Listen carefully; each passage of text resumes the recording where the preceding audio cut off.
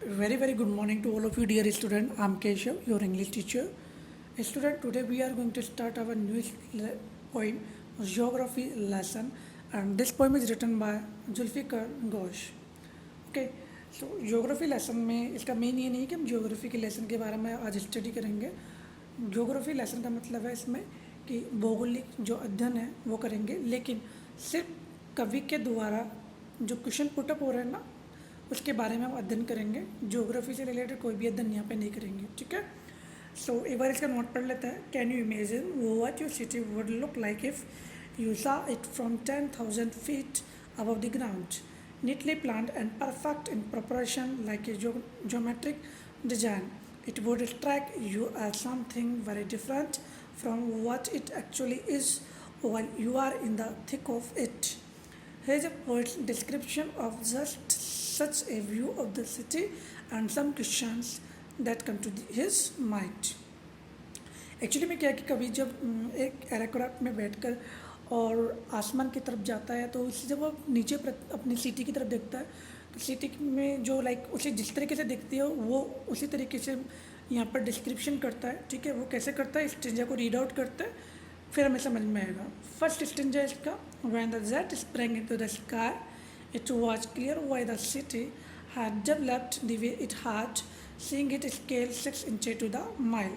When the jet sprang, जब जो jet है एयरक्राफ्ट है, ठीक है, वो जाता है कहाँ पर, आकाश की तरफ जाता है, आकाश में जाता है. स्प्रेंग का मतलब है जाना. ठीक है. आकाश की तरफ जाना.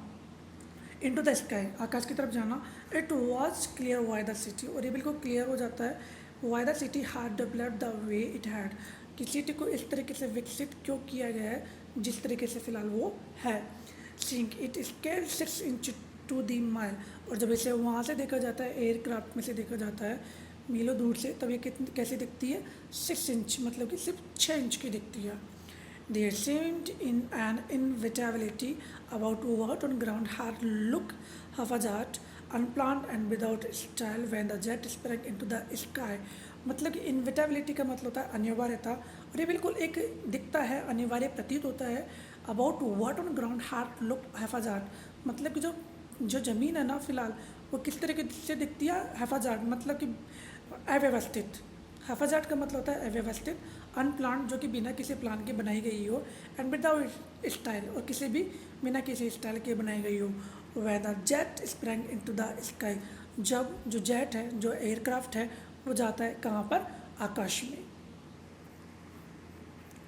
सेकेंड डिस्टेंस है when the jet reach 10,000 feet, मतलब कि जब जेट पहुँच जाता है 10,000 feet, मतलब कि 10,000 की ऊपर उस सिटी से. It was clear why the country had cities, तो ये बिल्कुल क्लियर हो जाता है कि जो देश है वो सिटीज़ क्यों रखते हैं.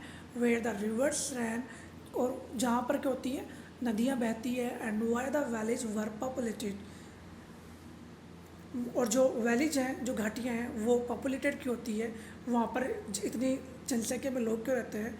ठीक है. पॉपुलेटेड का मतलब है यहाँ पे इनहैबिटेटेड बाय पीपल, मतलब कि लोगों के द्वारा वहाँ पर निवास किया जाना. द लॉजिक ऑफ जियोग्राफी, और जो लॉजिक है किसका, जियोग्राफी का, that land and water attracted man, और वो क्या है कि जो ज़मीन है और पानी है वो व्यक्ति आदमियों को, इंसानों को क्या करता है, अट्रैक्ट करता है, आकर्षित करता है. Was clearly delineated when the jet reach 10,000 feet. तो बिल्कुल वो डिलाइनेट का मतलब होता है बिल्कुल क्लियरली शो करना, तो बिल्कुल स्पष्ट रूप से दिखाई देती है. क्या दिखाई देती है, when the jet reach 10,000 feet, जब जो जेट है, जो एयरक्राफ्ट है, वो 10,000 feet की ऊंचाई पर पहुंच जाता है. तो वो बिल्कुल एक ज्योग्राफी का जो लॉजिक है वो दिखाती है कि जो पानी है और जो ज़मीन है वो इंसानों को अपनी तरफ खींचते हैं. इट मीन्स कि जहाँ पर ज़मीन अच्छी होगी और जहाँ पर पानी होगा वहाँ पर लोग आपको अधिकतर दिखाई देंगे. ठीक है. थर्ड इसका जो स्टेंजा है वो ये बताता है when the jet rose 6 miles high it was clear the earth was round and that it had more sea than land but it was difficult to understand. जब जो जेट है रोज 6 miles हाई, उस 6 meals की दूरी पर ऊपर चला जाता है. इट वॉज क्लियर, तो स्पष्ट हो जाता था, द अर्थ वॉज राउंड, की जो पृथ्वी वो कैसी है, गोल है. And that it had more sea than the land, और इस पृथ्वी पर अधिक संख्या में क्या है, समुद्र हैं देन लैंड, जमीन की वजह है, वहाँ पर अधिक संख्या में क्या है, समुद्र है। But it was difficult to understand, लेकिन ये बिल्कुल डिफ़िकल्ट हो जाए that the man on the earth found caused to hate each other, और जो इंसान है इस पृथ्वी पर वो कैसे पाया जाता है, टू हेट ईच अदर, कि वह एक दूसरे से घृणा करता हुआ पाया जाता है।